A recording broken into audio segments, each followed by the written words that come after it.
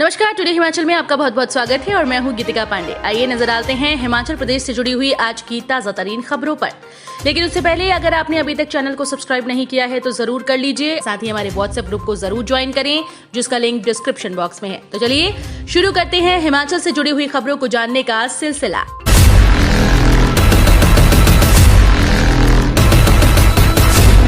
हमारी सरकार के 4 साल के सफल कार्यक्रम से बौखलाए कांग्रेसी। मुख्यमंत्री जयराम ठाकुर ने कांग्रेस नेताओं द्वारा मंडी रैली को लेकर की जारी बयानबाजी पर पलटवार किया। उन्होंने कहा कि हमारी सरकार के 4 साल के सफल कार्यक्रम से कांग्रेसी बौखला गए। उन्होंने कहा कि कांग्रेस नेताओं को इस बात को समझना चाहिए कि यहाँ कोई सांसद नहीं, देश के प्रधानमंत्री नरेंद्र मोदी आए थे, जिन्होंने 30 वर्षों से लटके विद्युत प्रोजेक्ट्स को धरातल पर उतारकर 11,500 करोड़ की 4 बड़ी परियोजनाओं की सौगात हिमाचल को दी। इसके साथ ही उन्होंने इन्वेस्टर मीट की हमारी दूसरी ग्राउंड ब्रेकिंग सेरेमनी में शिरकत कर 28,000 करोड़ के निवेश को जमीन पर उतारा है। हिमाचल बना देश का पहला एलपीजी युक्त और धुआं मुक्त राज्य।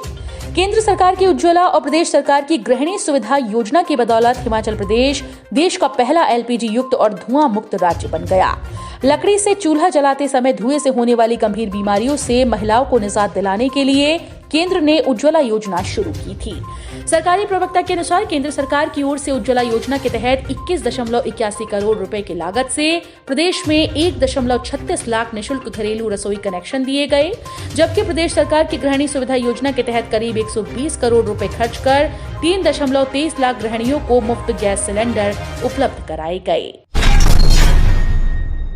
हिमाचल में 6 जनवरी तक मौसम खराब रहने का पूर्वानुमान, 4 और 5 को येलो अलर्ट।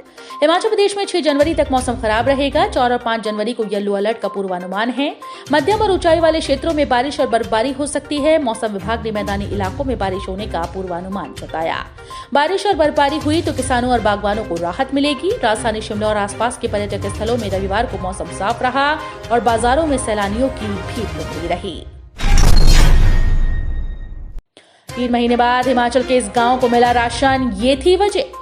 पिछले 3 महीने से डिपो होल्डर और ग्रामीणों के बीच चल रहा गतिरोध आखिरकार खत्म हो गया।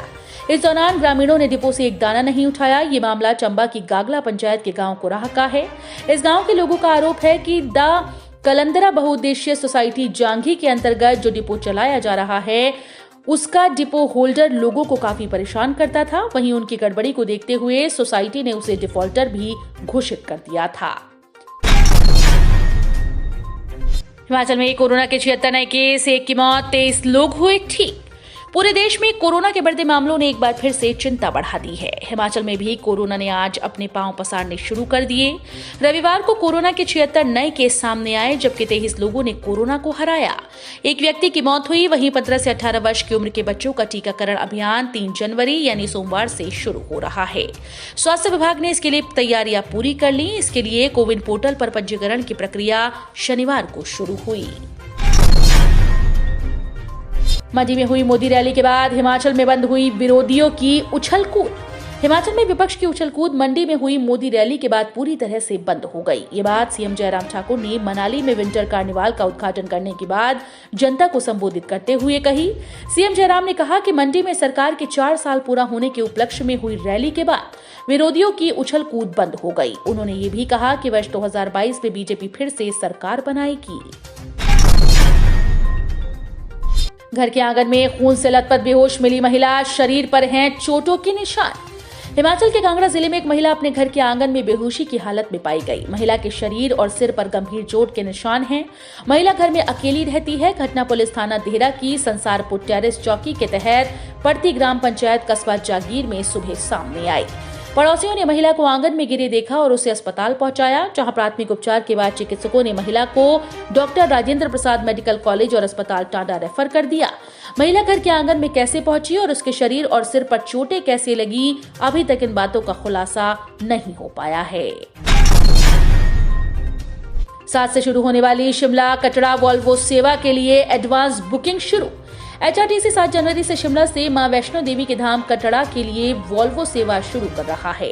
एचआरटीसी के ऑनलाइन पोर्टल पर इस बस में सीट्स की एडवांस बुकिंग शुरू हो गई। एचआरटीसी ने संचालन के पहले महीने इस वॉल्वो में सफर करने वाले यात्रियों के लिए किराए में 35% की छूट देने का ऐलान किया है। एचआरटीसी ने अपनी लग्जरी सर्विस में विस्तार करते हुए पहली बार शिमला से कटरा के लिए वॉल्वो सेवा के संचालन का फैसला लिया। 2 टूरिस्ट बसें दुर्घटनाग्रस्त, 1 की मौत, 5 यात्री घायल। चंडीगढ़ मनाली नेशनल हाईवे पर हिमाचल की पंजाब के साथ लगती सीमा गरा मोड़ा पर 2 टूरिस्ट बसें दुर्घटनाग्रस्त हो गईं। रविवार सुबह ये दोनों हादसे तेज रफ्तार के चलते हुए। इन हादसों में एक युवती की मौत हुई जबकि 5 युवक गंभीर रूप से घायल हो गए।